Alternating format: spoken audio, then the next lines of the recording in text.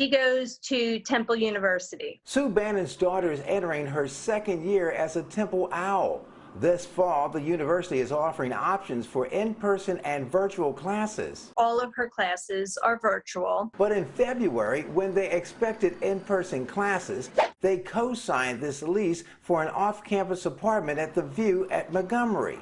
It takes effect in August. $1,208 a month. But now that Temple has switched the classes to an online platform, Sue's daughter will live at home. There's really no need for her to be in person. Sue tells us she asked the apartment management company if they could get out of the year-long lease. There'll be no way to get out of the lease. You signed it. She was given one other option: find someone else to take over the lease, but so far, no takers. The bottom line is that there is no waiver of rental obligations because of COVID right now. Philip Lord is the executive director of the Tenant Union Representative Network, or TURN. Its attorneys offer free legal advice to Philly renters and landlords.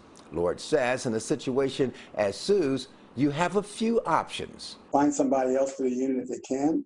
If they can't find somebody else, then you're liable for the entire rent. He says if that doesn't work, look for a clause in your lease called liberty and damages. If you move out early, you have to pay a certain amount of rent. Sometimes it's 2 or 3 months rent at the most.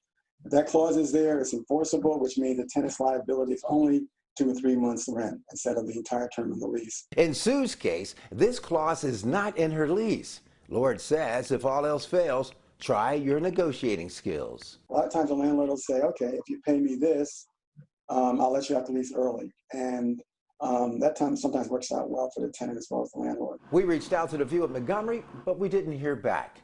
By the way, TURN's services are exclusively for Philadelphia renters. It holds free online classes every weekday where attorneys personally review your questions. We'll post the link on NBC10.com/responds. Harry Hairston, NBC10 Responds.